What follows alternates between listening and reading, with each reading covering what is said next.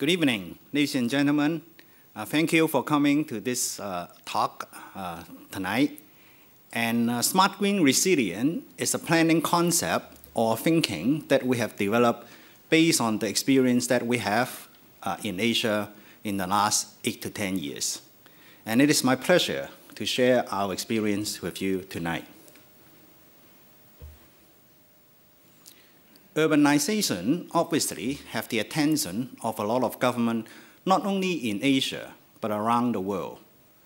And the pace of urbanization have been very great, especially in China.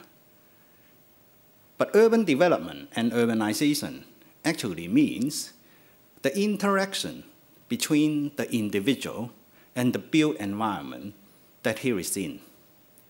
And this interaction, a lot of time, have impact on each other and influence each other.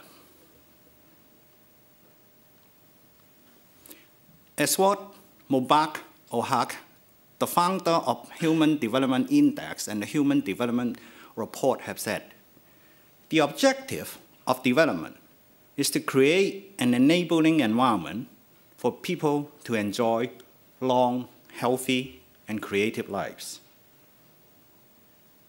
So in terms of planning or design of new city or design of urban development, it really does not matter what is the process, what is the approach, and what is the methodology. What matters is, in terms of planning and design, we are faced with meeting the challenge of certain, what we call driver of change. Like for example now, resource depletion, climate change is on the top agenda and is a challenge that we are facing. But urban development and planning means you come up with an outcome that ensures the quality of life of the people in those developments, that they lead a happy life, a healthy life, and enjoy certain economic well-being. So whatever you do in the middle, how you do it, it is not as important. It is the goal, it is the outcome, that are more important.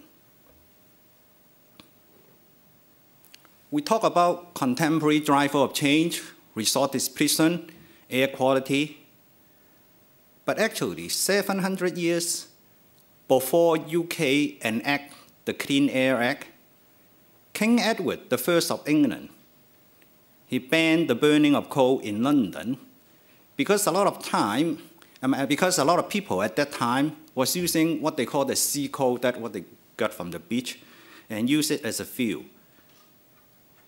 And the air quality was very bad. And his mother, which is not feeling well, is suffering from those smoke that arise from the burning of those sea coal. So he started to ban the burning of coal in the city of London as early as 1272. And the Clean Air Act of the UK only came into effect in 1956. We talk about resource depletion. Actually, more than 200 years ago, Reverend Thomas McDowell wrote a piece of essay called An Essay on the Principle of Population. He mentioned that food supply is increasing arithmetically, but people is increasing exponentially. That is the two, does not match. So there's not enough resource on this earth. And if we don't start to do something, it would lead to catastrophic effect. So actually a lot of the drivers of change, or a lot of the drivers have been with us for a long time. And it's only human behavior that we do not tend to do something or try to do something unless it has reached a crisis situation and unless it has reached the tipping point. This shows a list of the environmental movement from the early 60s. 1962, marine biologist Rachel Carson published her book, The Silent Spring, which described the indiscriminate use of insecticide and DDT led to the environment and wildlife being affected. It sparked off a lot of debate between the environmentalists and, of course, those big chemical corporations. And this is, obviously a turning point in the beginning of the environmental movement. 1972, United Nations hold a first conference on what they call human environment to discuss and investigate human interfacing and affecting the environment. So the 60s and 70s, we see the environmental movement. And in the 80s, the UN have a World Commission on Environment and Development. And the chairman, Commissioner Brundtland, issued his famous report, which we all know and we all call the Brundtland Report, Our Common Future, in which he defined what is sustainable development.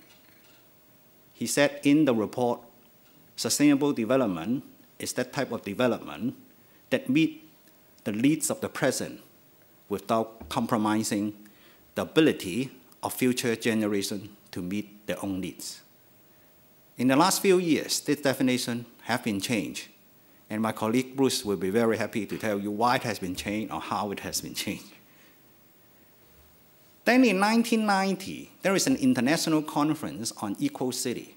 The conference itself is not as important. It just embeds a lot of sustainable development by the Brundtland Commission, but it coined the phrase equal city. And from then on, sustainable development and equal city have been widely used.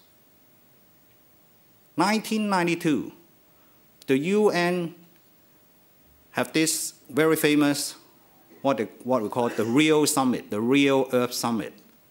And also, this is the first time that 154 nations at that time have signed the United Nations Federation Framework on Convention on Climate Change.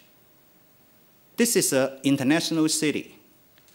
And by 2014, by last year, 196 countries have signed this treaty. This city said, we must try to do something to consolidate or to stabilize dangerous, let me find the right word that is used in the word, that we must contain dangerous anthropogenic activity interfering with the Earth climate system. That is to say, we must stop the greenhouse gas in order not to affect the climate change. That treaty is a binding treaty, but there is no target. It was only 5 years later, 1997, that the target was established. The reduction of greenhouse gas emission was established by the Kyoto Protocol. And as you know, up to today, US still have not signed the Kyoto Protocol, and Canada, who was one of the original signatories on the Kyoto Protocol, have withdrawn from the Kyoto Protocol in 2011 because of the argument of the historic responsibility between developed countries and what the developing countries can do. Then 2000, we see the Millennium Development Goal established. 2002, Johannesburg Declaration. And then 2006, Lord Stern published Stern Review on the Economics of Climate Change. So we see that from the environmental movement in the 60s and 70s, gradually move into sustainable development in the 80s and 90s, and eventually move into climate change with focusing on the climate change, although all of this together is about environmental protection and saving the Earth. Then 2012, we have the Rio +20 summit, where there's two important conclusions, is that they will use green economy to alleviate poverty, and also there should be more international cooperation on reducing the effect on climate change and greenhouse gas emission. Then last year, of course, everybody is aware that IPCC published the 5th assessment report, which contains many details, but it also confirmed that it would be very dangerous if we allow the Earth temperature to rise more than 2 degrees Celsius. So because of the focus on climate change and reduction on greenhouse gas emission, planner, engineer, and architect respond to this by saying that the conventional master planning process might not be sufficient. So from the 90s onward, they switch to what we call nowadays eco-city planning and no-carbon planning. In 2006, ex-Vice President of the US, Al Gore, he was also an ex-presidential candidate, together with film producer David Guggenheim, they built this movie, An Inconvenient Truth. It was a very passionate and inspirational movie, and it captured the hearts and minds of all the school children and all the teenagers. And all of a sudden, everybody on the street is talking about saving the polar bear, saving the Earth, climate change, reducing greenhouse gas emission. This movie has the effect to move the general public. And this movie actually has been made into a school curriculum in the United States, in UK, and in certain parts of Europe, and certain parts of South America. This movie still remains the highest grossing documentary feature in the history. It made 50 million, actually 49.7 million for Al Gore, while his budget was only 1 million. It had also won 2 Academy Awards. It won the Oscar Award for the Best Documentary Feature, and it also won an Oscar for the Best Original Song. I Want to Wake Up. So this has the effect on moving the general public to be more aware of climate change, greenhouse gas emission, and environmental protection. Actually, 2 years before that, in 2004, on Boxing Day, a big earthquake happened off Indian Ocean, quite deep in the Indian Ocean. But it has the effect that big tsunami was caused by this, and it became one of the deadliest earthquakes in the history. The tsunami killed 230,000 people in 14 countries in Southern Asia. And it was the 3rd largest earthquake ever recorded by seismograph. Later, it was changed by the US to being 9.1 to 9.3 on the Richter scale. But the tsunami is actually a wake-up call for the international community, for scholars, for scientists. Because we have been adopting what we call mitigation measure in our planning, in our design. But mitigation, you talk about the effect would come many years later. If something happened like this, did we miss something? Have we done enough? That is the question we ask. What else can we do? The professional community responds to it by coming up with what we call integrated planning or integrated urbanism.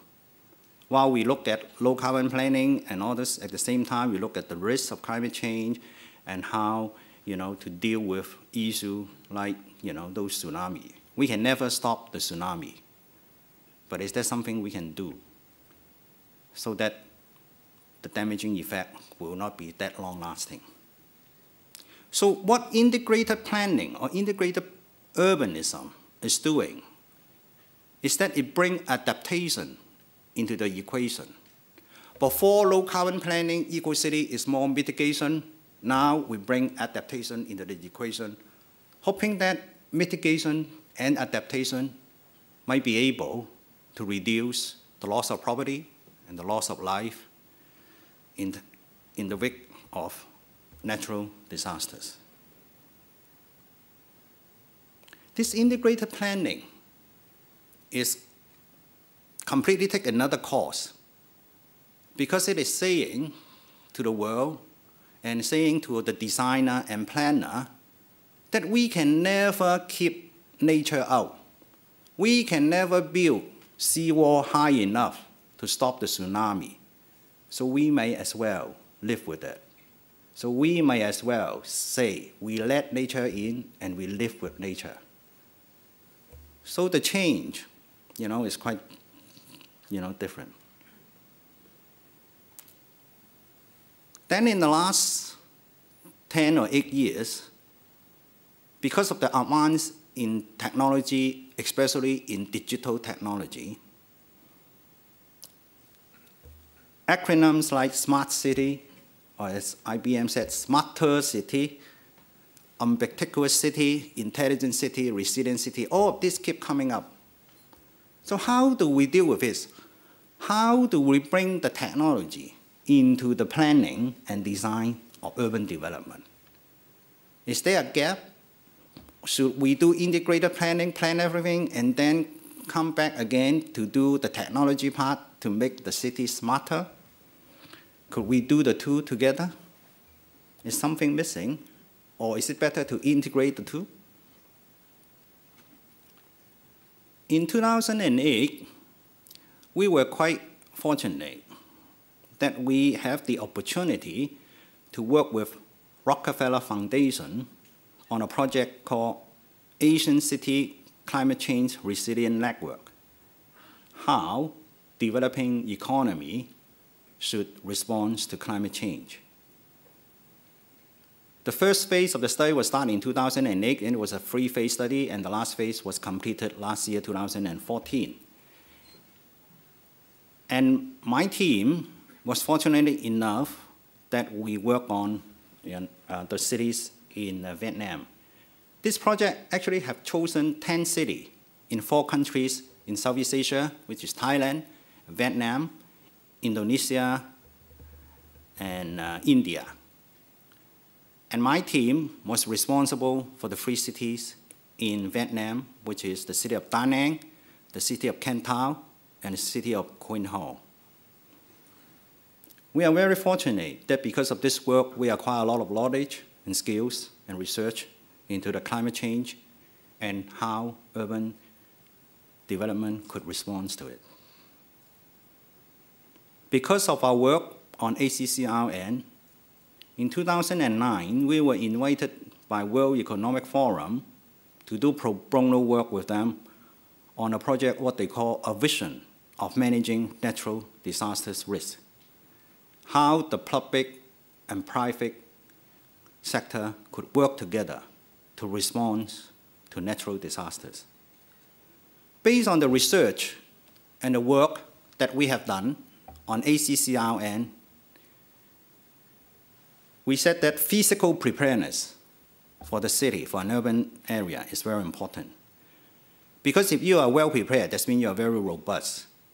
You can, reduce this peak. This peak is the impact on the society when a natural disaster hit. If the physical preparedness is good, if you are robust, you can reduce the peak. But there are 2 other elements that is equally important. What we call rapidity and how you build up the robustness. For those who like complex equation and that, actually we said that resilience is the inverse of vulnerability, and resilience is also equal to robustness plus rapidity. Rapidity measures how a city or certain location could get back to normal life after the disasters hit. You will remember that 3 years ago, October 29, 2012, Superstorm Sandy hit New York City. And the whole of New York City was paralyzed for 3 weeks afterwards because the subway was flooded, there was no heat, etc. We have an office in New York City, and our colleagues told us that for 3-4 weeks they cannot go back to the office. So even a very advanced city like New York City could not get back and respond fast to get back to normal life fast enough. So what we try to do now is there something that we could do in the planning and in the design of urban environment or urban city that make the impact smaller, first of all, and then if those disasters are going to come again next time, that we will respond faster and the peak keep going down.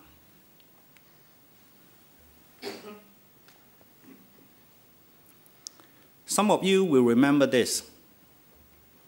The yen had depreciated quite a lot, so a lot of people is going now to Japan for tour, and buying things, including myself. But you will remember that the 311 incident, what the international community said, the 311 incident. On March the 11th, 2011, another earthquake occurred at the bottom of the sea near Japan. And the resulting earthquake caused a tsunami that hit the east coast of Japan badly. The nuclear power plant at Fukushima was damaged, and it caused a nuclear meltdown, as we all know today. Actually, there are 6 nuclear reactors in Fukushima. 3 of them have been shut down already due to regular maintenance, and 3 was working. But it's very ironic. Actually, those 3 that was working, because of the safety procedure, it was shut down, when something happened to the nuclear power plant. But what caused the nuclear meltdown is not those 3 that are working, it's those 3 that was not working. Because for those 3 that is not working, that's under maintenance, they still have those spent fuel rods that still need cooling. And it is the failure of the cooling system that caused the meltdown. Of course, when the tsunami hit, it would cut off the first set of cooling system. They have a second set of cooling system that run on battery. But of course, with the tsunami, the battery would die, right? So it goes back to the question, if the cooling system could be repaired or could be kept running fast enough, it would avoid the nuclear meltdown. Very simple. But to do it is not that simple. And this makes the international community begin to think.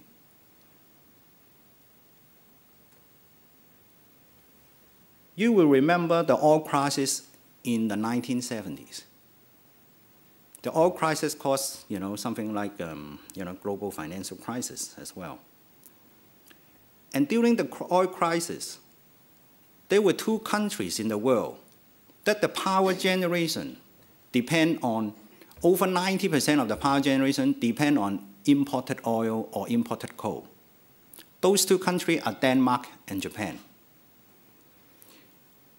Denmark have over 80%, at that time, I think it's around 84% of the power being generated by imported oil. Japan has about 70%, and the rest 20% is by import coal.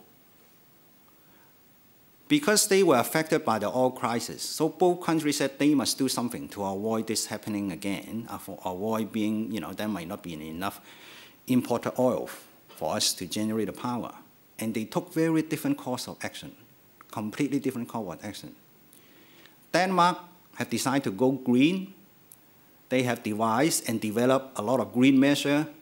And 40 years later today, Denmark is regarded as the green capital of the world. Everybody's going to Denmark to try to learn what we can do to be green. They still have about 34 or 35 or whatever percentage of their power being generated by import oil. But that is down from 84%. Japan took a completely different course. And we see the result today, 40 years later.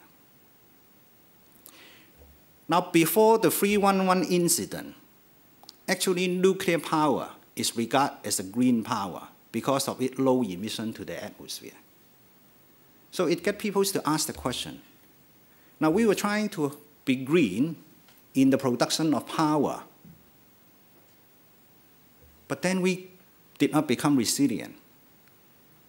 Are there smarter systems that could warn us how to do it or how to repair the cooling system?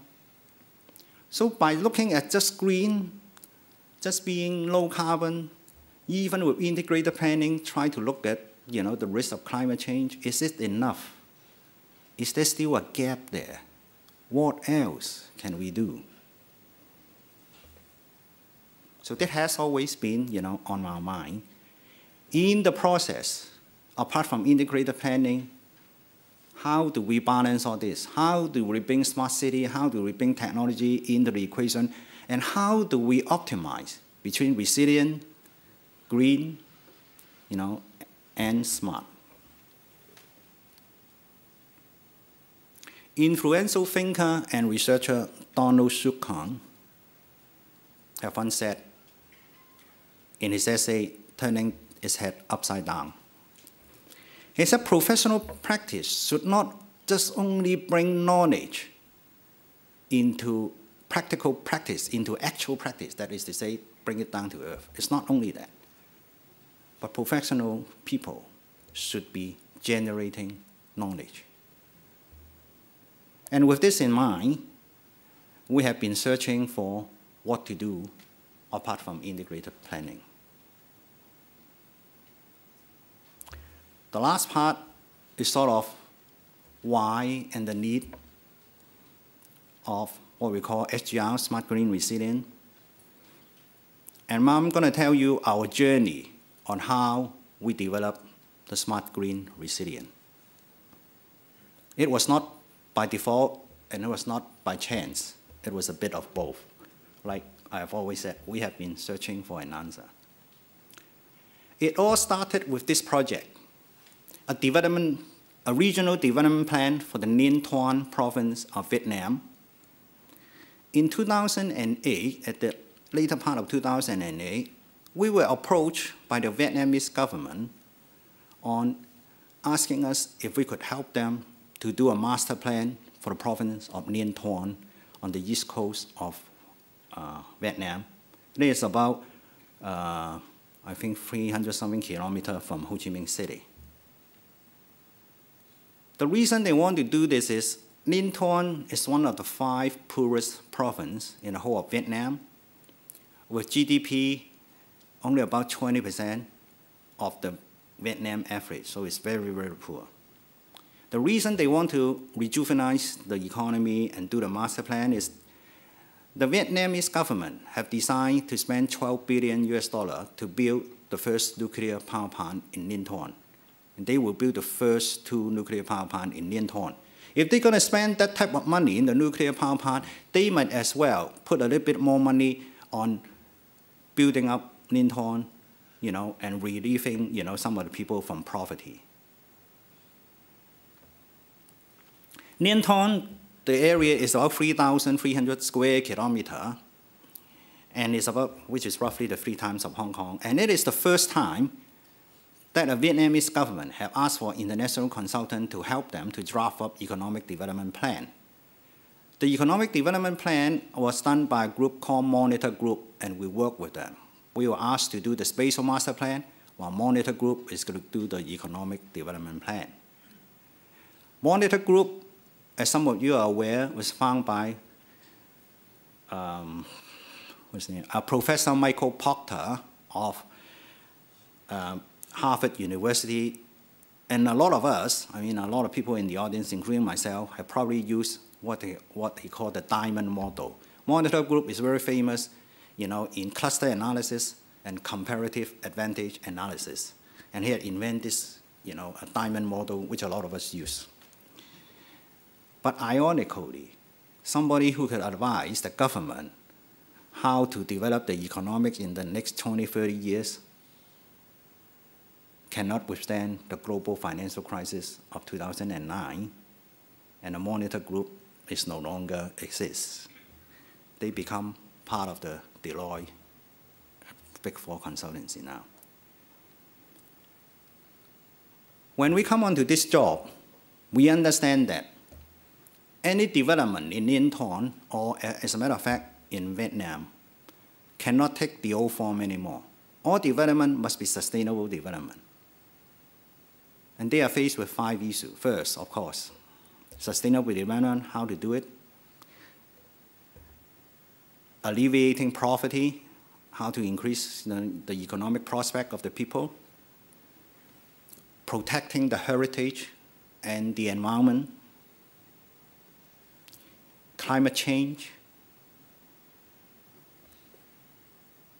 And clean energy. Because to a certain extent, like what I said before the 311 incident, nuclear is considered to be a green energy. After we come on board, we notice we have 2 issues. First, just giving them a spatial master plan is not going to help them to develop. They need more than a spatial master plan. Spatial master plan, land use, pretty drawing. We don't think just the spatial master plan itself could help them. Second, with a lack of knowledge-based community, especially at the village level, not just the villager, but even the local official, how do we convey such complex idea of climate change, sustainable development to them? Even if we could, how do we make sure when they implement the plan, they can align the implementation, the construction, the design, align with the sustainable goal that we have drafted? We were only asked to go in to do a spatial master plan. It is very easy for us. We just give them a spatial master plan, very pretty color drawing, and said, Mr. Client, this is what you asked me to do. We could even write a poem in Vietnamese that said, what is sustainable development, what is Linton, and everybody would be so happy, and just we could go. But our goal to go there, as the original request by the government, is to help them to develop. We cannot just give them a pretty drawing. So we think hard, and we come up with what we call an operational component at that time. Aparting from a spatial component that tells them where they should develop the tourism conservation, and this is the Phan Rang Tech Tram, the capital where they should have the urban development and the knowledge building, etc. We look at how they operate.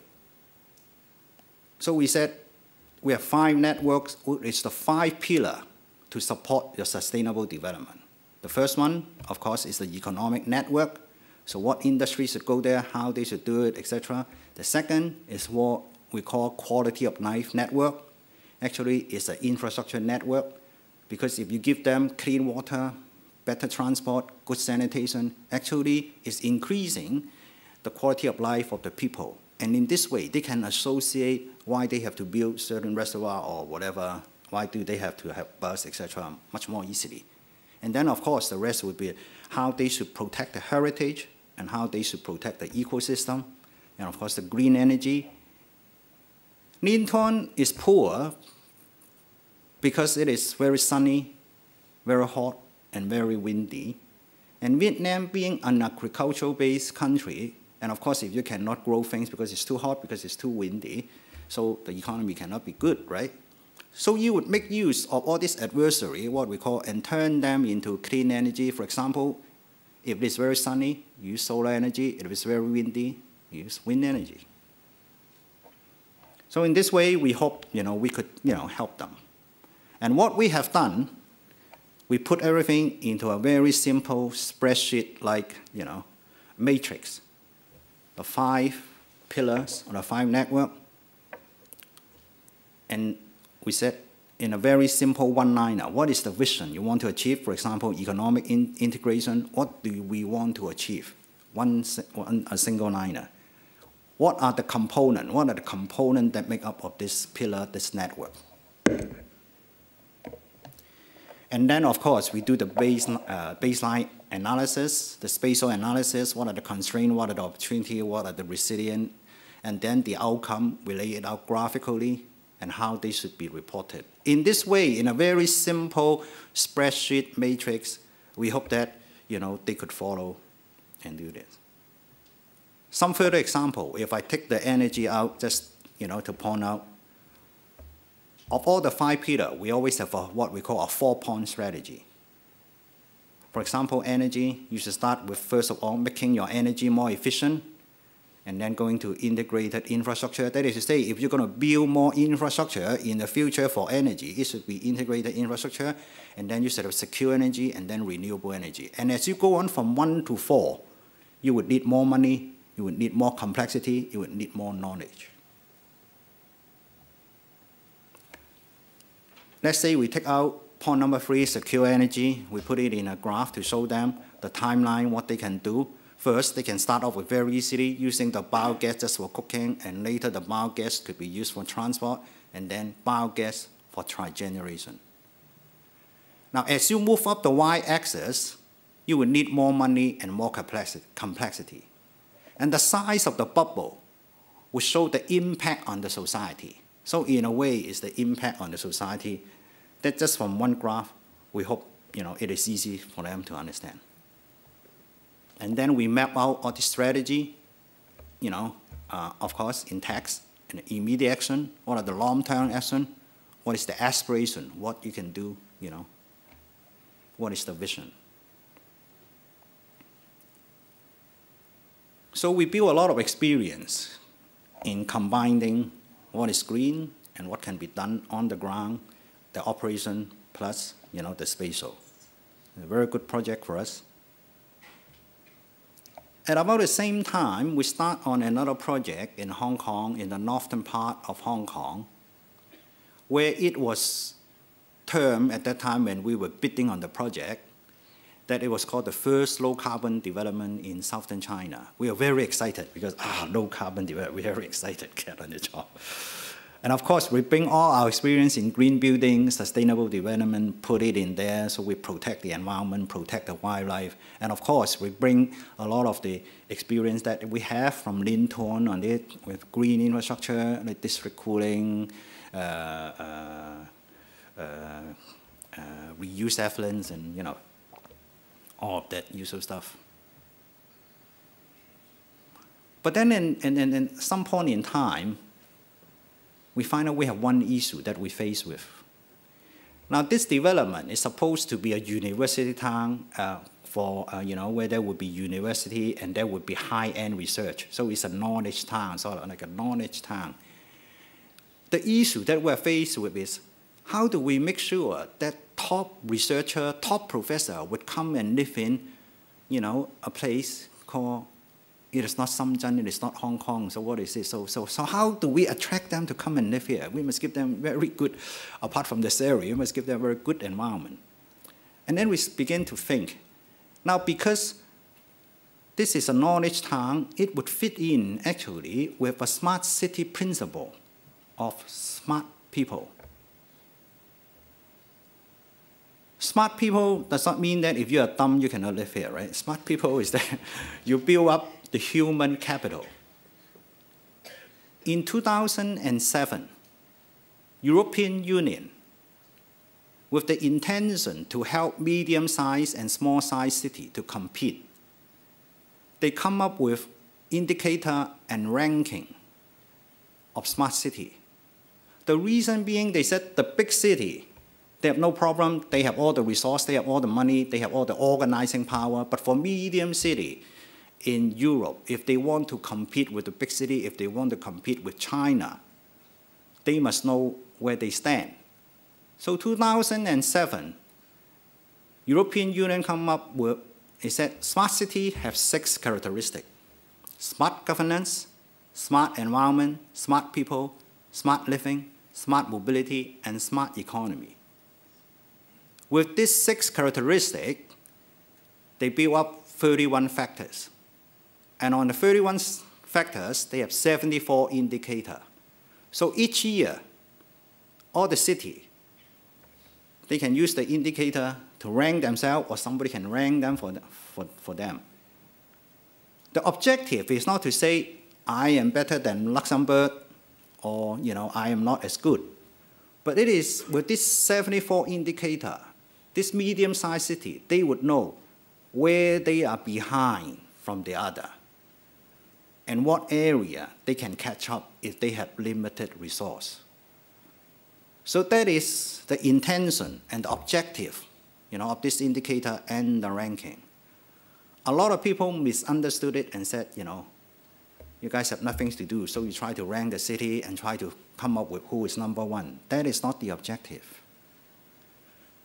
So in this project, if we have employed the smart people characteristic already, so we said we may bring in the smart living, which is the quality of life, the smart mobility, the smart environment, which is on resource, on reducing the use of resource. So actually we have put all these elements into this project without actually saying that this is part of a smart city. But this is the smart principle that we have followed. And up to this point of time, we feel that this might be the answer that we were looking for. In 2012, we obtained some money from the firm to do a research on similar indexing of the city, what we call City Resilience Index, similar to the EU Smart City Index. We want to see how cities are doing. We have the same objective. It is not to say that Singapore is number one, Hong Kong is number two. It's not that. But by indexing, by benchmarking against the city, maybe it would give the city, an idea on how they can catch up in terms of resilience. That was a two-part study. The first part, where we try to see what we can measure, why we use that to measure, and how we measure. That was in conjunction with City University, the research. And then after that, in 2013, that was the phase 2 of the study, where we come up with the model, actually, to calculate. After we know what to measure, we come up with the model. Now, we choose 4 developed cities to test the model. Our original idea is that, the model should be used for developing city. But we find that it is very difficult to find the data and the parameter for developing cities. So we said, we should test the model for where we got good data first to see if the model is, robust before, we use it on what we call proxy data. And we were lucky enough that in 2013, another opportunity come knocking on our door. When you go to Taipei, actually you fly into the airport, the Taoyuan airport, and Taoyuan actually is, at that time was another county, now is another city, a special municipality. They call it the 6th capital now. On Christmas Day, 2014, Taoyuan become a special municipality with the same status as the other 5 cities like Taipei, Taichung, etc. They call it the 6th capital, 第六都. The central government of Taiwan would like to expand the airport with a 3rd runway and a 3rd terminal. And so they want to make use of the opportunity to build an Eurotropolis around it. The Eurotropolis will occupy an area of 6,700 hectares, which is quite big.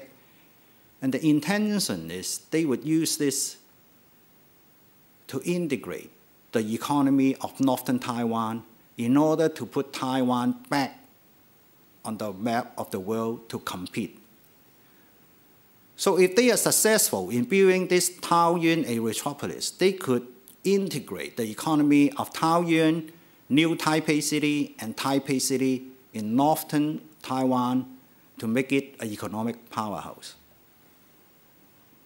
We were very excited to have this opportunity because this becomes the first testing ground of our smart, green, and resilient thinking concept. So right from the beginning, we applied the smart, green, resilient concept, and we have done initially, what should be done in terms of smart, green, resilient. And our client said, free, it's kind of, why don't we add one ecology? I said, that's okay, if you want to add ecology, right? So we have smart, green, resilient, and ecology. And when we put this out to test, whether it's accepted by the central government, and then through public consultation, our wildest dream come true. It met with success. We get encouragement from the central government and from the county government, and it was widely reported through the test that this is the answer for Taiwan, smart, green, and resilient Eurotropolis. It was also quoted and used on many conferences around Taiwan in 2004, as is this one, which is a Smart City Summit. So in a nutshell, it's just like in Linton, we look at the operational structure. We put in smart development for an Eurotropolis. We think that the flow of people, the flow of goods, the flow of money, the flow of information is very important. Like I said, 人流、物流、資金流、信息流. And then, of course, we have the green infrastructure. And because we have gone through the global financial crisis in 2009, 2008, 2010, it is important that even the economic structure should be resilient. And then we put all this onto a spatial master plan. Then in 2004, at the beginning of 2004, we were lucky enough to get on to a project in the northern part of Hong Kong. And during the proposal stage, because of our success in the last 3 projects, from Linton all the way to Taoyuan, we put in smart, green, resilient. And one of the tasks that we have to do is to define what is the next generation of a new town. But that is outside, the discussion today. And for that, we come up with 76 measures. Some are smart, some are green, some are resilient, and some are overlapping. These are the state of the practice technology that we think could be adopted in this new town or this new development in the next 20, 30 years. Because of time, I'm going to speed up a little bit on the rest. So this is the part where I come up to what is smart, green, and resilient. We have a very big dilemma, actually, and we have a lot of argument or discussion amongst ourselves what is smart, green, resilient, because we don't want this to be an approach. We don't want it to be a prescriptive methodology. This is just a thinking where you organize, your thought in planning and design. The reason being, I give you an example. LEED certification have been used around the world. LEED certification, LEED actually stands for Leadership in Energy and Environmental Design. The first word is leadership. It is the thought of how your building should interact with the environment that this building is in. And it's not those systems. The system will help you to do that, to be green, to do that. But it is the leadership, it's the thought process. LEED now have turned into, because it's been commoditized, have been turned into what we call a box-ticking exercise. A lot of people really did not give the thought. They just use the spreadsheet. Okay, this is LEED number 1, tick. Okay, good, tick, good. Oh, no tick, so change the design. This become a box-ticking exercise. This is exactly what we don't want. It's the thought that counts. It's the goal, like what I said, it's the goal, it's the outcome that counts. It's not the process that counts.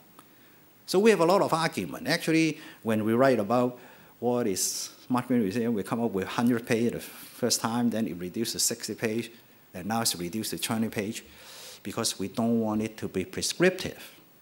It's the thinking that is count. It's the end result that counts.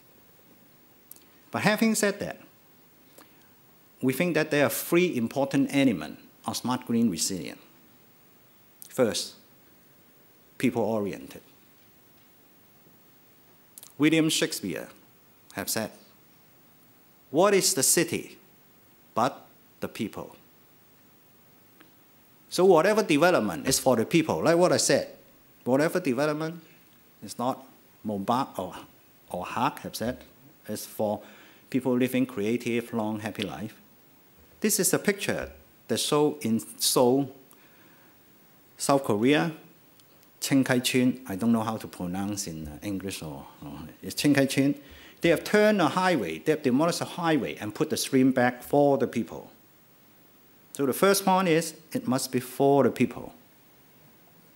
And if it's for the people, and if it's a new development, you should look at what are the future end user, not the end user that you see today.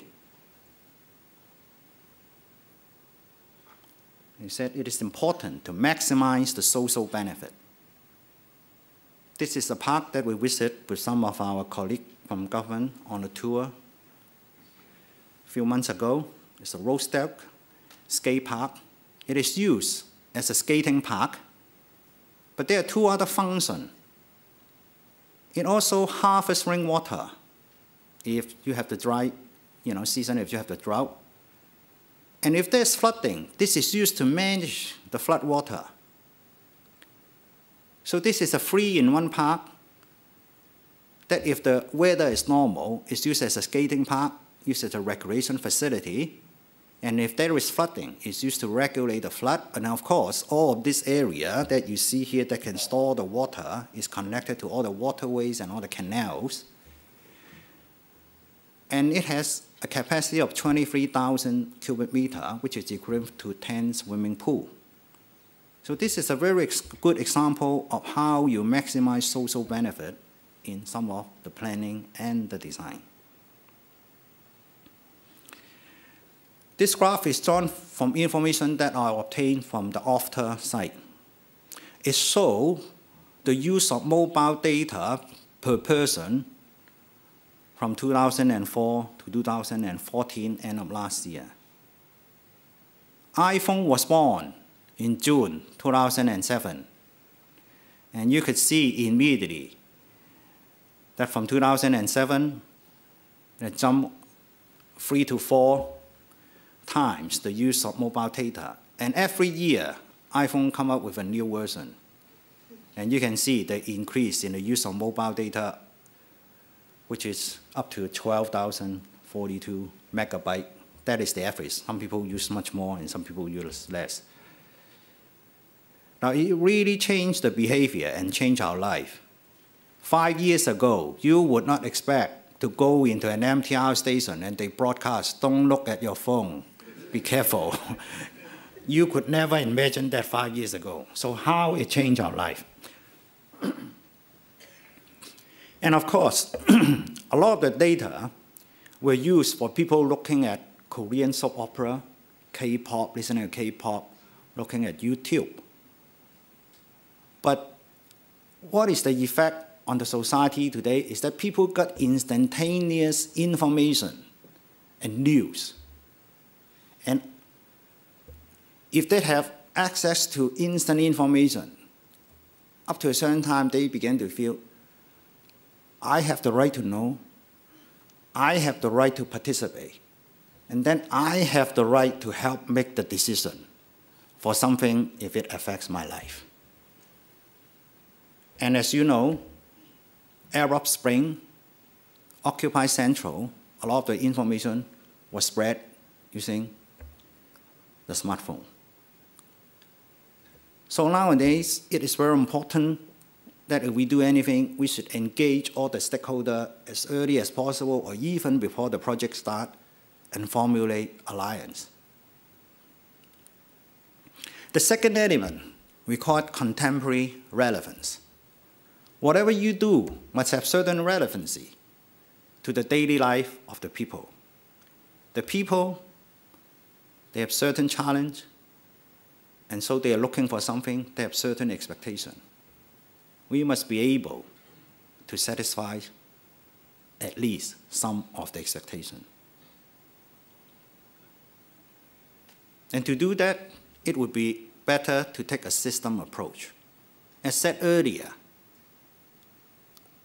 what is the urban development? What is the city? It's about the individual interacting with the community or the society that he lives in or works in. And through this activity, it would generate economics or economic activity. And the economy would affect the built environment. And the built environment, on the other hand, will affect the economy and affect the individual. And the outcome is what I have said before, happiness, well-being, healthy, and quality of life. On top of this, you still have the governance system, the education system, the social system. So these are the intangible system, what I said. But in a city, in an urban environment, apart from the social system, apart from the intangible system, You have what I call, or what we call, the engineer system, the infrastructure system, the building system, the metro system, all of this, which is hardcore. Now, when we do master planning or planning, if it's from a big name architect, they do it very differently. Those big architects, they have a vision, they have a theme.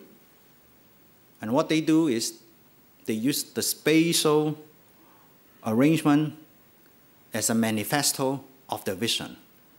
They use the spatial arrangement to express how they see the city. And whatever the road system, the water system, it just happened, to be there. It has to be there. But what they see is the vision and the spatial arrangement to express, the vision. For engineer and planner, when they approach master planning, it's completely different. They look at all the system first to make sure the system would deliver the objective, the intention, and then they look at the whole space. One cannot say which one is better. What we say here, this very system, they must converge. They must be together. Like what we said, why do we call smart green and resilient a cognitive prism? It's because of all this conflicting and sometimes diverging agenda. Using the prism or the lens of smart green resilient, we hope that they would converge. And also, using this prism, it would eliminate all the gap in between. So actually what those big architect is doing and what we are doing has to marry together. It's like a system. Then there has to be implementation roadmap. I mean, what is implementation roadmap? It's just a fancy term, right? For any development, there would be phasing and there would be a program, there would be a schedule, just like this is the program that we do, or we call it a roadmap at that time, for the Ninh Thuan province, where how infrastructure should be built at what time in order to cater for what. This is a schedule and a program. This is not a roadmap, because this is a linear schedule. What a roadmap should be is that apart from the linear schedule, it should say at what stage, or let's use the ordinary term, the phasing. What do we want to achieve in the intermediate phasing? And actually, it has a starting point, it has a certain destination and intermediate destination. How you arrive at the destination is not as important. Whether it will take 3 years or 5 years is not as important. But what is the objective for the intermediate destination? And what is the final destination? So using the Taoyuan and Eurotropolis as an example, we call the first phase link. Taoyuan is not as developed as Taipei, but Taoyuan have the airport, and Taipei have the seaport. So actually, it would be better if the two cities work together, the two port system, and so they benefit each other. So in the first phase link is that you have created a stronger link with Taipei in order to benefit you, in order to create more economic activity for yourself. As you can see, that is the Taipei 101 tower here. It's in red. That means Taipei have a stronger influence in the first phase. The second phase, we call it evolve. After certain development, after building certain infrastructure, Taoyuan should evolve as an identity of its own. And the influence and the impact of Taipei should start to diminish, although they should still work together. And then after certain years, after certain things, Taoyuan should start to build the brand name for itself so that people know this is Taoyuan, this is Taipei, this is New Taipei City.